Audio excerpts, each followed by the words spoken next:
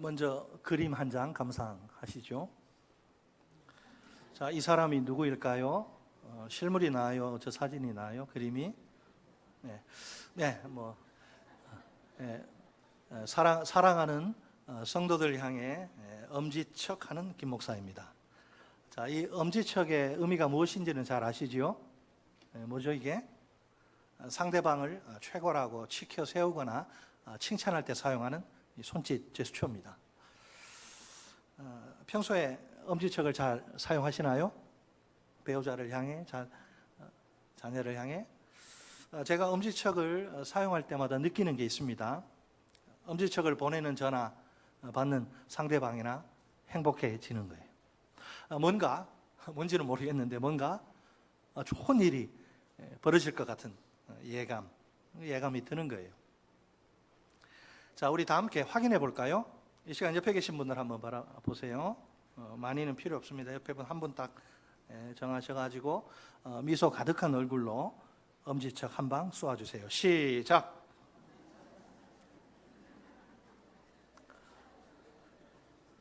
네, 다 하셨죠? 자, 솔직히 이제 행복한 느낌이 몰려오나요? 네, 정상입니다. 아주 잘하셨습니다. 목사님, 나는 아무런 느낌이 없는 걸 이거 어떡합니까? 어떻게 해야 할까요? 예배 후에 느낌 올 때까지 다시 한번 시도해 보시기 바랍니다. 저는 오늘 하나님의 인간의 엄지척이 아니라 하나님의 엄지척에 대해 말씀드리려고 합니다. 하나님이 우리를 향해서 엄지척을 보내시는 겁니다.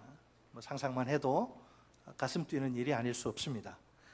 우리 모두 엄지척 인생이 되면 얼마나 좋을까요? 안타깝게도 고린도 교회가 분쟁의 소용돌이 휘말린 상태입니다. 먼저 바울은 1절로 3절에서 분쟁의 원인이 뭔가 이걸 제시합니다. 여기서는 한 가지 비유를 쓰는데 어떤 비유죠? 젖먹이와 그 어머니의 비유를 사용합니다. 젖먹이는 고린도 교인들이고 그 어머니는 바울입니다. 바울이 어떻게 사역했는지 직접 그의 말을 한번 들어볼까요? 그는 신령한 자들에게 하듯 너희 고린도 교인들에게 말할 수 없습니다. 그래서 육신에 속한 자, 곧 그리스도 안에서 어린아이들에게 하듯 말합니다. 또한 그들을 어린아이의 양식인 저주로 먹입니다. 신령한 자들의 양식인 단단한 밥을 먹이지 않습니다. 그들이 해보니 감당하지 못하였고 지금도 못하기 때문입니다. 어린아이는 어른의 양식인 단단한 젖을 결코 먹을 수 없습니다. 현재 고린도 교인들의 영적 상태는 정말 좋지 못합니다. 1절을 보면 그들은 육신에 속한 자, 곧 그리스도 안에서 어린아이들입니다. 3절에 따르면 아직도 육신에 속한 자입니다. 어린아이는 판단력이, 분별력이 없는 그런 연약한 존재이죠. 육신에 속한 자는 이 타락한 육신에 지배되는 자기중심적 존재입니다. 바울은 갈라디아서에서 시기와 분쟁을 육신에 속한 일의 한 짝으로 이렇게 언급을 합니다. 어둠의 일들, 곧 온갖 육신의 욕망을 만족시키는 것들이라고 말합니다. 시기란 이 단어 긍정적으로는 종교적 열심을 뜻합니다. 그러나 본문에선 부정적으로 비난의 의미로 사용됩니다. 사람이 지위나 소유를 차지하기 위해서 다투는 걸 가리킵니다. 분쟁은 자기 세력을 과시하려는 욕망의 표출입니다. 본래 교회는 하나님의 그 십자가의 은혜가 흐르는 섬김의 공동체가 아닌가요? 이런 교회를 세상에서처럼 경쟁의 장소로 전락시키다니요. 나는 바울에게, 나는 아볼로에게 이런 슬로건, 구호를 보세요. 분명 십자가는 하나님의 지혜입니다. 따라서 인간의 모든 자랑과 경쟁을 포기하도록 만듭니다. 오직 하나님의 은혜만을 남깁니다. 하지만 고린도 교인들은 지도자들의 수사적 능력, 그 말솜씨 그리고 은사를 악용을 합니다. 자기들의 영적 위치를 좀 높이고 자랑하는 수단으로 쓴 겁니다. 그 결과 분파주의가 형성됩니다. 사실 영적 미숙, 영적 성숙 판단하는 기준은 십자가입니다. 십자가는 모든 자기 중심성을 해체해버려요. 그리스도 중심성을 형성합니다. 십자가를 통해 우리는 예수의 마인드 스피릿 정신을 배웁니다. 곧 사랑과 배려, 겸손과 섬김입니다. 시기와 분쟁은 십자가와 가장 거리가 먼 일탈일 뿐입니다. 고린도 교인들은 마치 궤도를 이탈한 탈선한 열차와 같습니다. 3절에 바울의 답답한 그런 심정이 나옵니다. 뭐라고 바울이 말합니까?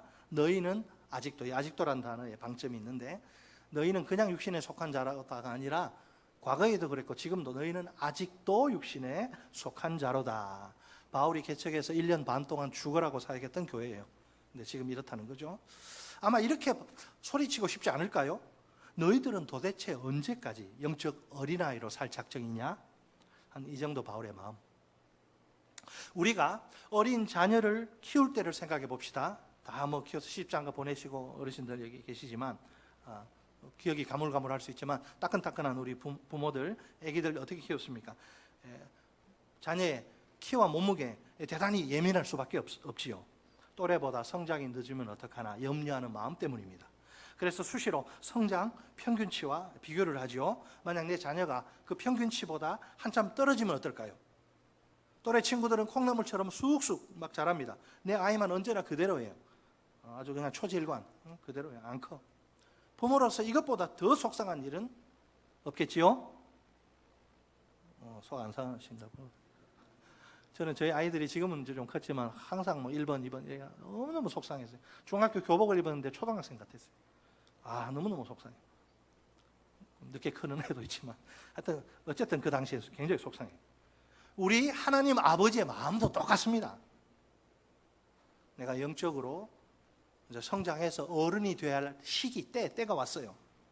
그런데 내가 여전히 영적 어린아이의 상태라면 어떨까요? 말과 생각과 행동이 딱 어린아이 수준인 거예요. 하나님 아버지의 안타까움이 말로 표현할 수 없을 정도로 크겠지요. 정말 이런 문제를 진지하게 심각하게 생각해 보셨나요? 신앙생활 하시면서 우리 그리스도인들에게 영적 성장이 얼마나 중요한지 모릅니다. 내 육신이 성장해야 하듯 영혼도 성장해야 합니다. 멈춰 있으면 안 돼요. 사실은 육신의 성장이 영혼의 성장을 보장하지 못해요.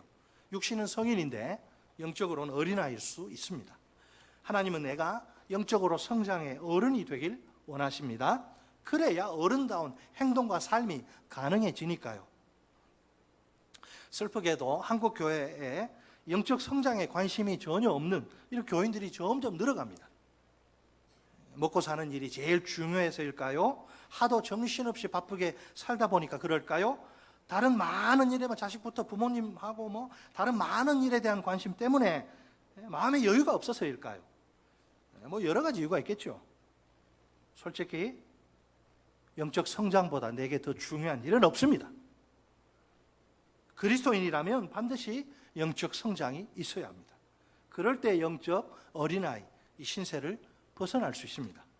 만약 내게 영적 성장에 대한 관심이 막 일어나 어느 어떤 계기를 통해서 혼자 성경을 보든지 집회에 참여해서든지 말씀 듣든지 갑자기 내가 이렇게 살면 안 되겠구나. 영적 성장에 대한 관심이 막 일어나면 어떻게 될까요? 그러면 내 신앙생활이 좀 달라지겠죠. 적어도 지금처럼은 하지 않겠죠. 예배 생활과 기도 생활과 말씀 생활에 어떤 변화가 생길 겁니다. 자, 바울이요.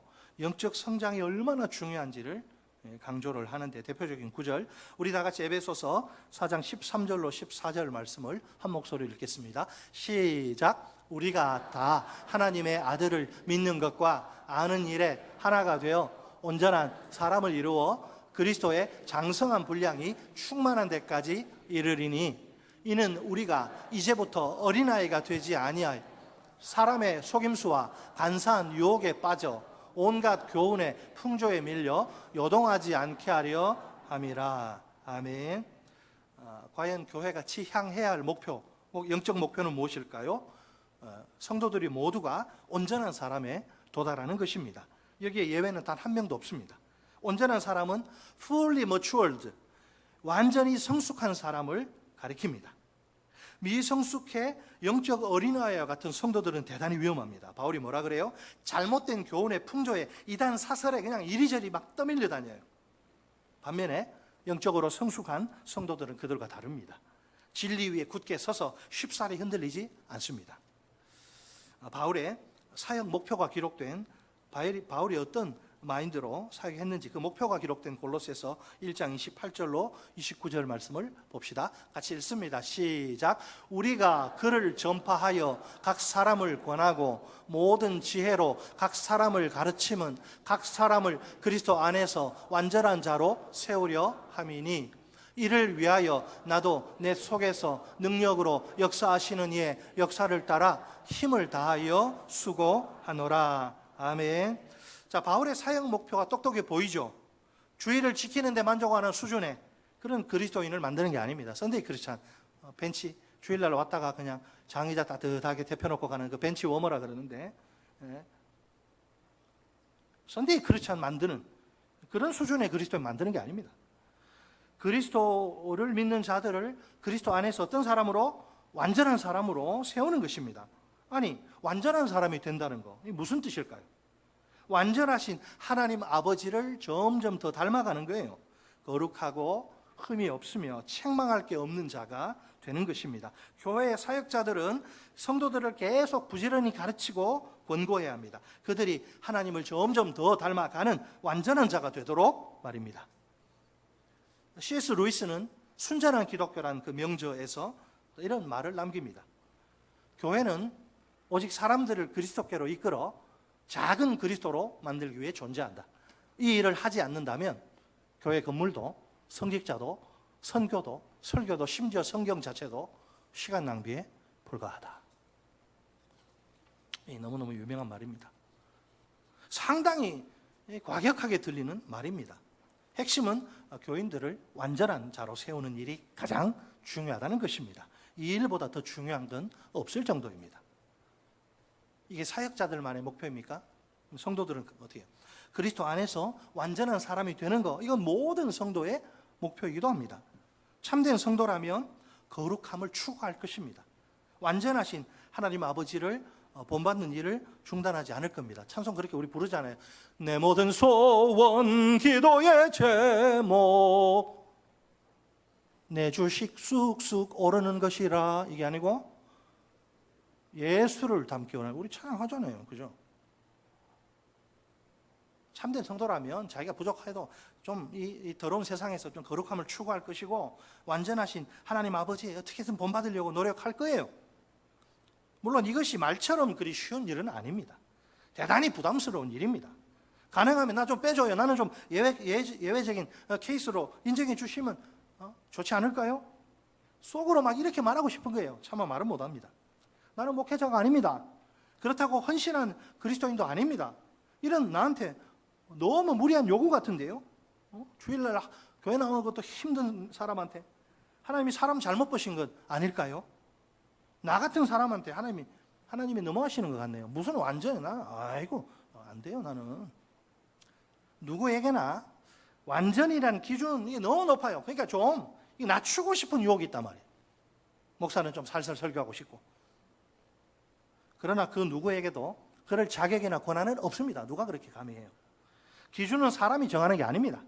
우주 만물의 주인, 교회의 머리, 주님만 정하실 수 있습니다. 하나님이 이 권한을 그 어떤 인간에게도 넘겨주신 적이 없어요. 앞으로도 계속 주님 오실 때까지 쭉 그러실 겁니다. 원래 이 타락한 인간의 여러분 아시죠? 우리 안에 성령과 타락한 본성이 같이 있어 늘 싸운다는 거. 불신자들은 그냥 타락한 본성만 있어 그 본성대로 사는 거고, 마귀의 종로로 타는 거고, 우리는 성령이 들어오니까 이제 이게 갈등이 생기는. 원래 타락한 인간의 본성은 이 두 마음이 싸우는 거죠. 이 타락한 인간의 본성은 우리를 향해서 야, 쉬운 길, 편한 길 있잖아. 그걸 좋아합니다. 어려운 길, 힘든 길 되도록 피하고 싶어 합니다. 저도 그렇고요. 그렇지만 중요한 건 우리 인간의 판단이 아닙니다. 하나님의 뜻, 곧 그분이 세우신 기준이라. 이것은 협상이나 거래의 대상이 아닙니다. 어떤 타협이나 양보도 불가능합니다. 오직 무조건적 수용만이 있을 뿐입니다. 목사님, 저도 완전이라는 기준은 여러분들처럼 참 힘들고 어렵습니다. 와, 이거 너무 힘들어. 특히 연약하고 부족한 제 모습이 드러날 때면 더욱 그렇습니다. 제가 뭐 생긴 건 이렇게 멀쩡해 보이잖아요. 근데 참 많이 부실한 인간이에요. 저는 성령의 열매가 많은데 그 중에 오래 참음이 많이 부족합니다. 하나님의 뜻이 이루어지기까지 인내하고 또 인내하고 끝까지 인내한다. 다 알죠. 저도 목사인데. 그러나 오래도록 간절히 몇 년 기도하다가 응답이 없으면 아이고 지쳐. 이거 아닌가벼. 그만 포기하고 싶은 마음이 꿀떡 같습니다. 실제로 한동안 기도 안 해요. 기도 그냥 내려놓습니다. 그러다가 나중에 정신 번쩍 들고 이제 다시 기도하죠. 강단에서 성도들에게 항상 낭망하지 말고 기도하라 설교는 합니다. 그러면서 정작 저는 그러지 못할 때가 종종 있습니다. 아직 주님 닮으려면 멀었다는 그런 생각에 낙심이 돼요. 부끄럽지만 저 역시 주님의 은혜가 아니면 어쩔 수 없는 일개 인간에 불과합니다. 이 제임스 패커는 하나님을 아는 지식, 하나님을 아는 지식이라는 책으로 유명한 신학자입니다. 그가 83세 고령이 되었는데도 책을 출간해요. 그 책에서 자기 인생을 돌아보면서 자기 심정을 이렇게 솔직하게 토로합니다. 나는 아직도 83세 노인입니다. 나는 아직도 생각이 모자라는 아이에 불과하고 매일 비틀거리고 어설프게 더듬으며 무언가에 걸려 넘어진다. 20세기 최고의 신학자 가운데 한 명의 입에서 나온 말이에요. 참으로 선뜻 믿기 힘들 정도입니다. 그렇다면 우리처럼 평범한 그리스도인은 오죽할까요? 하지만 저는 확실히 믿습니다. 하나님이 반드시 이루실 것입니다. 마침내 하나님이 우리처럼 연약하고 부족하며 허물투성인 인생들을 거룩하고 흠이 없으며 책망할 것이 없는 자가 되게 하실 것입니다. 그러므로 자주 비틀거리고 무언가 걸려 넘어진다 해도 낙심하지 맙시다. 저와 여러분, 그 대신 기운을 차립시다. 그 실패 자리에서 벌떡 일어납시다. 완전한 사람이란 목표를 향해 더욱 힘차게 가열차게 달려갑시다. 주께서 틀림없이 우리 믿음의 주요 온전하게 계신 예수, 우리 믿음의 창시자요 완성자인 그분이 틀림없이 그 풍성한 은혜로 우리를 붙들어 주실 것입니다. 하나님은 우리 모두에게 완전을 기대하십니다. 완전의 다른 이름은 하나님의 마음, 아버지의 마음입니다. 우리를 지극히 사랑하시는 그분의 마음 말입니다. 하나님 아버지가 자녀인 우리들 한 사람 한 사람을 지극히 사랑하십니다. 바로 그 사랑 때문에 우리에게 완전을 요구하십니다. 그것이 우리를 향한 하나님의 뜻입니다. 동시에 우리를 향해 활짝 열린 행복의 길입니다. 내가 하나님의 마음을 정확히 읽으면 좋겠습니다. 나를 향한 하나님 아버지의 사랑을 가슴 깊이 느끼면 정말 좋겠습니다. 그러면 완전은 더 이상 부담스러운 요구가, 무리한 요구가 아닙니다. 온 우주에서 나를 가장 사랑하시는 아버지의 놀라운 초대입니다. 참된 행복으로의 초대 말입니다. 내가 점점 하나님 아버지를 닮아가면 참 좋겠습니다. 하나님 아버지가 나를 무엇한 표정으로 바라보실 것입니다. 얼굴 가득 환한 미소를 지으실 겁니다. 나를 향해서 엄지척 하실 것입니다. 부모라면 누구나 옆집 애는 잘 모르겠지만 자기 자녀에게만큼은 최상의 꿈을 꿀 자유가 있습니다. 제가 지난번에 한번 말씀드린 건데, 부모는 적어도 내 자식이 아무리 많아 10명 돼도 아무리 많아도 내 자식에게만큼은 내가 최상의 꿈을 꿀 자유가 있어요. 세상 어느 부모가 자기 자녀가 별 볼 일 없는 시시한 인생, 남의 집에서 빌어먹는 인생, 그런 인생 거지가 되길 바라겠습니까? 모든 부모는 사랑하는 자녀가 진심으로 크게, 멋지게, 훌륭하게 잘 되길 바랄 뿐입니다. 따라서 아무리 힘들어도 허리가 휘어지도록 그냥 최선을 다해 양육합니다. 그렇다고 그 부모의 꿈을 아이고 꿈도 야무지네 이렇게 비난할 사람은 아무도 없습니다. 요즘은 아기 낳으면, 우리 집은 아기 낳은 가정도 있잖아요. 이름 뭘로 지었나 모르겠네. 예쁘고 부르기 편한 이름 많잖아요. 옛날에는 한문 안 들어가면 큰일 나는 줄. 요즘은 한문 없어도 막 그냥 아롱이 다롱이 하여튼 한글로 이렇게 예쁘게 너무 잘 지어요. 요즘은 아기를 낳으면 예쁘고 부르기 편한 이름. 옛날에는요, 남자 아기가 태어나면 거대한 이름을, 거창한 이름을 많이 선호했습니다. 자, 몇 가지 예를 보죠. 큰 대자에 이룰 성자를 넣어서 대성이, 대성이가 많습니다. 클 태자에 이룰 성자를 넣어서 태성이, 태성이도 많고요. 클 태자에 으뜸원 넣어서 태원이. 굳이 장명소를 찾을 필요가 없었어요. 부모의 소원을 담아 짓기만 하면 되었습니다. 사랑하는 내 자식이 훌륭한 인물이 되길 바라는 마음이면 충분했습니다. 우리 하나님 아버지도 마찬가지입니다. 우리를 사랑하셔서 하나뿐인 아들 예수 그리스도를 십자가의 죽음에 기꺼이 내어주신 하나님 아버지가 아닌가요? 자녀인 내가 하나님 아버지의 이 깊고도 넓은 사랑을 진정으로 깨닫는다면 어떨까요? 당연히 하나님의 아버지의 마음을, 뜻을 절대로 가볍게 시시하게 생각하지는 않을 것입니다. 내가 부족하고 연약해서 자주 넘어지는 건 사실이에요. 그럼에도 불구하고 나는 다시 오뚜기처럼 일어날 수 있습니다. 완전을 향해 힘차게 달려갈 수 있습니다. 그러다 보면 놀라운 일이 벌어질 것입니다. 완전이란 목표를 향해 조금씩 가까이 다가가는 내 모습을 보게 될 것입니다. 오늘보다 내일보다 모레가 더욱 하나님을 점점 더 닮아가는 걸 발견하게 될 것입니다. 할렐루야. 이제 바울은 4절에서 시기와 분쟁, 지금 시기와 분쟁 가운데 빠져 있는데 그 구체적인 예를 들죠. 고린도 교인들이 각각 소리를 높여 이렇게 외치는 거죠.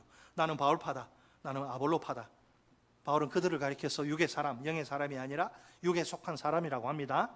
각자가 선호하는 사도를 중심으로 파벌을 형성한 겁니다. 자연스럽게 자기가 추종하는 사도가 최고라고 막 자랑을 합니다. 바울은 이런 고린도 교인들을 책망할 수밖에 없습니다. 5절에 의하면 사도들에 대한 오해가 문제입니다. 그러니 사도들이 누구이고 뭘 하는 사람인지 정확히 알아야 합니다. 목사가 뭘 하는 사람인지 알아야 돼요. 바울의 질문과 대답을 봅시다. 그런즉 아볼로는 무엇이며 바울은 무엇이냐? 그들은 주께서 각각 주신 대로 너희로 하여금 믿게 한 사역자들이니라. 아멘. 자, 아볼로와 바울이 누구라고요? 고린도 교인들의 믿음을 위해서 하나님이 주신 선물로 주신 사역자들입니다. 즉 하나님이 고린도 교인들을 위해서 세우신 그분의 일꾼들이 모습들입니다. 하나님이 고린도 교회에 아볼로와 바울을 보내신 거죠. 이것은 하나님의 절대 주권적 선택입니다. 다 주님의 교회, 이 교회에 내가 누구를 보낼까? 주님이 알아서 보내시는 거예요. 아볼로와 바울은 결코 비교나 자랑의 대상이 아닙니다. 그 사역자들 각자에겐 주님이 맡기신 고유한 사명이 있어요. 그 수고와 헌신을 통해서 고린도 사람들이 예수님을 믿어 성도가 된 거죠. 그러니까 반드시 그들에게 꼭 필요한 사역자들입니다. 사역의 형태만, 종류만 좀 다를 뿐입니다. 그런 사역이 다 필요하기 때문에. 계속해서 바울은 6절에서 농부의 비유를 사용합니다. 사역자들에 대한 올바른 이해를 돕기 위해서. 6절 보세요. 나는 심었고 아볼로는 물을 주었을 때 오직 하나님께서 자라나게 하셨나니. 아멘. 자, 바울과 아볼로는 고린도 교회를 세우시기 위해 하나님이 보내신 사역자들입니다. 그들은 주께서 주신 은사와 사명이 달라요. 바울은 개척 선교사, 바울은 한 곳에서 오래 목회하는 사람 아닙니다. 교회 곧 떠나야 돼요. 바울은 개척 선교사입니다. 그 은사와 사명에 따라 고린도에 와서 복음 선포 사역을 시작을 합니다. 아볼로는 성경 교사입니다. 교회 개척하는 사람이 아니에요. 그 역시 자기 은사와 사명에 따라 고린도에 와서 성경을 부지런히 가르칩니다. 결국 바울과 아볼로는 복음의 일꾼들입니다. 그런데 이 교회의 설립과 성장은 그들의 일이 아닙니다. 하나님이 교회를 세우시고 성장케 하십니다. 이때 하나님은 바울과 아볼로 같은 복음의 일꾼들을 사용하십니다. 그 사역자들은 그러므로 하나님의 동역자들입니다. 자, 교회는 하나님의 새 언약 백성이 아닌가요? 사도들은 교회를 세우고 양육하는 일에 일꾼으로 섬기는 자들입니다. 분명 그들이 맡은 구체적인 일은 다 달라요. 하지만 모두 함께 하나님의 교회를 세우는 일에 참여합니다. 그런 점엔 아무런 차이가 없어요. 다만 각자 자기의 은사와 사명에 따라 자기 몫의 섬김을 잘 감당하는 게 중요합니다. 또한 그들 사이에 우열은 없습니다. 누가 뭐 뛰어나다느니 뭐 탁월하다느니 월등히 낫다느니 하는 말을 할 수 없습니다. 바울의 심는 사역과 아볼로의 물 주는 사역은 굉장히 중요합니다. 그러나 그들이 사역을 잘해서 열매 맺는 것은 아닙니다. 열매 맺도록 하시는 분은 바로 하나님이십니다. 하나님이 잘하게 하십니다. 만약 하나님이 너희들끼리 알아서 한번 잘 교회 한번 지지고 볶고 마음대로 해봐, 하나님이 손을 탁 놓아버리시면 어떻게 될까요? 큰일 나죠. 사역은 그 어떤 열매도 맺을 수 없습니다. 성도들의 성장, 성숙 불가능합니다. 사역자인 인간의 모든 수고와 헌신은 아무 소용이 없습니다. 헛수고라. 반대로 만일 사역의 열매가 막 많이 맺히면 어떨까요? 그래도 사역자는 내가 잘해서, 내가 뛰어나서 자기가 대단한 것처럼 우쭐댈 수 없습니다. 사역의 열매가 반대로 형편없으면 어떨까요? 그럴지라도 의기소침하면 안 됩니다. 사역의 열매는 오직 하나님께 달린 일이기 때문입니다. 성장과 성숙은 인간 사역자 영역이 아니라 하나님의 영역입니다. 무슨 말이냐? 인간 사역자가 해도 될 수도 있고 안 될 수도 있는 거예요. 그건 하나님만이 하시는 거예요.